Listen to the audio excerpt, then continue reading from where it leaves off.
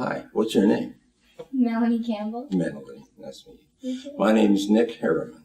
Where were you born? I was born in Pecos, Texas. My father was stationed there. He was in service. So then after a couple years there, I guess, then we moved back to Detroit. And I was pretty much raised in Detroit, Michigan. What kind of games did you play growing up? We played a lot of kick the can and flashlight tag, but kick the can mostly because I lived in a community where there was, straight line streets, a lot of kids, and of course we could run behind the houses and do that. The bad thing about kick the can was that you had to, when you saw somebody, you had to run back to the can, put your foot on the can and say 1, 2, 3 on Stanley or something like that. Well, in the meantime, Stanley would run the other side of the garage, and then he said, well, I'm not here, not there. And the thing was about kick the can, that if you could have almost everybody caught, but if somebody came in and kicked the can, then everybody ran free, and you started all over again. So the guy that was it, he was there a long time. What was your favorite thing to do for fun? We used to go camping a lot with my family, mostly my aunt and my sisters and my mother. And we would go up to Seagull Lake or someplace like that in a state park. And then we'd camp for a couple weeks, and swim at the beach and stuff like that. That would be like a headquarters for other side trips, like maybe the Mackinac Bridge or something like that, or the dunes over on the side of west coast of Michigan. Did you have any pets? I did. I had a dog. I had more than one dog, but I remember one time my folks went on vacation, and I said, I really wanted a dog. I've been bugging them about a dog. So my dad said, you build a doghouse, you can have a dog. Well, he never expected a doghouse to be built when he got back from vacation, but it was, and I got a dog. Did you have family chores? Yeah, cutting grass, but I also had to clean up after the dog. The interesting thing about that was that in the winter, he was my dog, and I had to clean up after him. So in the winter, I would just let him out on a long chain, and he'd go do his mess. And then it would snow that night. Well, I didn't have to clean it up because it snowed overnight. You couldn't see it. But come spring, there was always a lot of work to do. What was school like for you? I was kind of a skinny kid. I guess I got picked on a lot like that, and so I just rode my bike to school, but didn't do a lot of stuff in school. What school activities or sports did you participate in?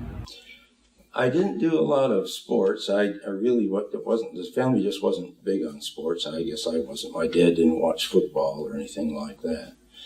And so the only activities that I got started in was when I got to high school. I got involved in a rock and roll band. That did a lot for my image, and I got more popular then. Maybe as popular as a football player, I don't know. What was popular when you were young? Back then, we used to wear T-shirts and white T-shirts and tight pants and greasy hair and sideburns, things like that. Yeah. How are holidays celebrated in your family? We always got together at Christmas and Thanksgiving. Our Christmas is usually everybody would go over to my mother's side, my grandmother's, my aunt, and we would have all the presents there from my grandma and my aunt. And then we would go home. That was Christmas Eve. And then we'd go home that night, and we'd take as many toys as we could stick in the car, but there was always more. So then Christmas Day, my aunt would come over and my grandmother, and they'd bring everything that we couldn't haul the night before. So then we'd have Christmas dinner like that. Are there any special heirlooms that have been passed down in your family? Yeah, I have a desk and a chair, a desk mostly that my grandfather built, and I've always cherished that. And then right now I am reupholstering an old rocking chair that he used to rock me when I was a baby, so I like that. What was your profession and how did you choose it? I was in printing. When I started in printing, it was very hands-on, but now it's mostly computer, all done by computer.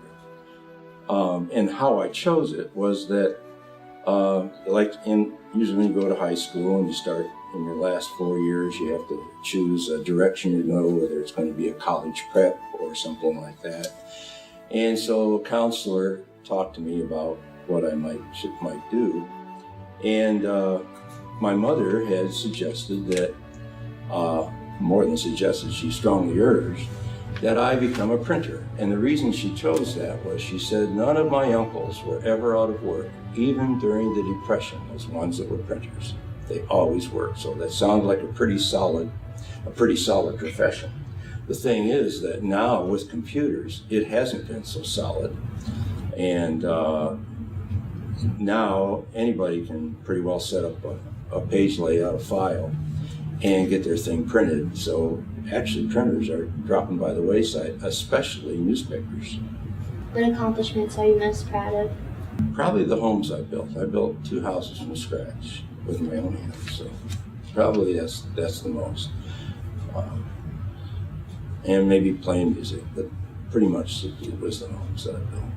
Did you take any music lessons? I did. Yes, I did. In the 5th grade, my mother, because she played accordion, she urged me to play accordion also. So I took lessons, and I really didn't do much with it until I came to Asheville years later, and as an adult, and learned about contra dancing. And so I thought, I can play music for contra dancing, that would be fun. So I started a contra dance band and learned how to call contra dances. And so I've been doing that for like 30 years, so it's always been fun. I enjoy that. And it's a nice outlet for playing the accordion, because there's not a lot of places you can play accordion. Would you like to hear a contra dance tune? Sure. Okay. First I'll tell you about contra dancing. Contra dancing is done, and the name comes from contrary lines. Maybe, like you're familiar maybe with Virginia Reel, where all the men line up on one side and the ladies line up on the other. Well, in contra dancing, it's choreographed so it matches an A-B tune, and Irish tunes are written very much like that, A-B tune. So it's choreographed so that when you go through the A part twice and the B part twice, you have then had a transition and a progression so that you now will do those same series of figures with the next couple down the line. And you just go all the way down the line and then come all the way back again. It's very popular at Warren Wilson. A lot of young people have done it. It's been happening in Asheville for a long time. And it's really nice to see how many young people are attracted to such an old tradition. English country dancing is done a lot, very much the same way. It's structured the same. And those tunes, unlike contra dancing where you can do any dance to any tune, English country dancing, the tune and the dance go together. So if you've ever seen any of these Jane Austen movies or the old English movies, those dances they're doing and the dances we do today are done with music and dances from 1700s, sometimes even 1600s and 1680s, times like that. So it's a tradition that has been going on for centuries. Contra dancing is just kind of an expansion and more modern version of that. All right, I'll play you a tune, okay?